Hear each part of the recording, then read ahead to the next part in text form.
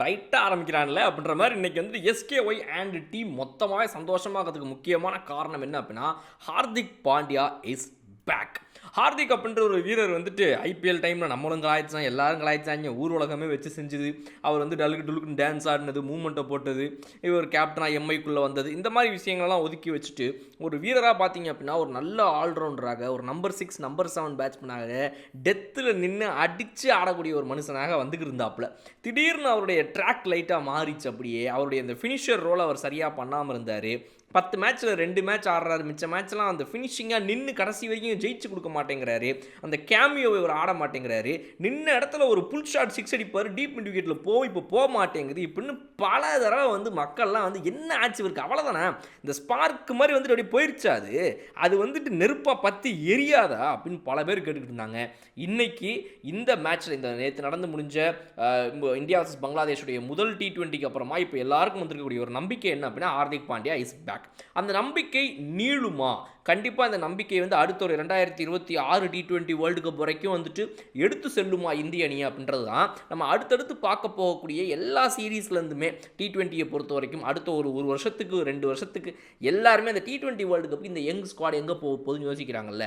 அதுக்கு ஹார்திக் பாண்டியாவுடைய இந்த இன்னிங்ஸ் ஒரு மிகப்பெரிய ஒரு நம்பிக்கையை கொடுத்துருக்குன்னு தான் சொல்லணும். ஏன்னா ஹார்திக் மாதிரி ஒரு சீனியர் மோஸ்ட் வீரராக இப்போ இந்த ஸ்குவாடில் இருக்கக்கூடிய 2-3 பேரில் இவர் இருக்கிறார் அப்படிங்கும்போது இவர் மேலே இருக்கக்கூடிய எதிர்பார்ப்புகள் அதிகம்.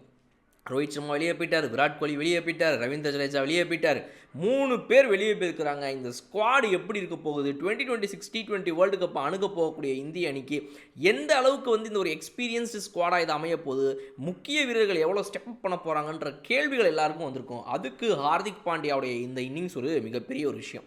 ஸோ எஸ்கேஒய்க்கு கண்டிப்பாக இது ரொம்ப தேவையான ஒரு விஷயமா இருந்துச்சு. சரி ஓகேப்பா, நம்ம கிட்ட கேப்டன்சியை கொடுத்துட்டாங்க, யங் லேட்ஸை கையில் கொடுத்துருக்காங்க, அவன் ஐபிஎல் அவன் டீமை அடித்து ஜெயிக்க வச்சவன், பட் இவங்கெல்லாம் ஒன்றா சேர்த்து நம்ம என்ன பண்ண போகிறோம்னு யோசிக்கிறார் இல்லையா? அதுக்கு இந்த ஹார்திக் பாண்டியாவோட இன்னிங்ஸ் கண்டிப்பாகவே எஸ்கேஒய்க்கு தேவையான ஒரு மருந்தாக தான் இருந்திருக்குது. அந்த டானிக்கை கொடுத்து இன்றைக்கி டீம் வந்து ஹார்திக் பாண்டியா நல்லா எழுப்பி உட்கார வச்சுருக்காருங்கிறதே வந்து ஒரு மிகப்பெரிய ஹாப்பியான ஒரு விஷயம். அடுத்து அவருடைய பவுலிங்கை பொறுத்த வரைக்கும் நீங்கள் பார்த்தீங்க அப்படின்னா ஹார்திக் பாண்டியா ஸ்டார்டிங் பீரியடில் நல்ல பவுலிங்லேயும் வந்து சூப்பரான ஒரு ஆல்ரவுண்டராக வந்துக்கிட்டு இருந்தார். அப்புறம் இன்ஜுரியாக இந்த காரணங்கள்னால வந்துட்டு அவரால் வந்து பவுலிங்கை ஒன்றும் பெருசாக கான்சன்ட்ரேட் பண்ண முடியாமல் இருந்துச்சு. திரும்பவும் கொஞ்ச நாளுக்கு அப்புறமா தான் இவர் பவுலிங்குள்ளேயே மறுபடியும் வர ஆரம்பித்தார்.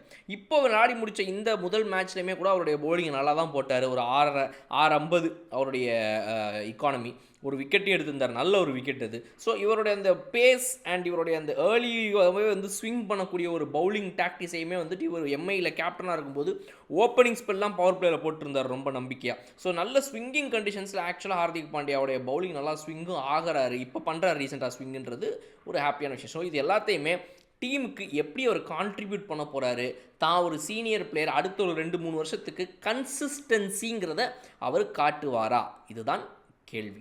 இந்த வீடியோவை இதோட நான் முடிச்சுக்கிறேன். நீங்கள் என்ன நினைக்கிறீங்க? எஸ்கேஒய்யோடைய இந்த ஸ்குவாடில் ஒரு மிகப்பெரிய படை தளபதியாக ஹார்திக் பாண்டியா இருப்பார்னு நினைக்கிறீங்களா? கமெண்ட் செக்ஷனில் சொல்லுங்கள். இன்னொரு சூப்பரான வீடியோ நான் உங்களுக்கு பார்க்குறேன். அது வரைக்கும் பிடித்துங்க. Okay bye.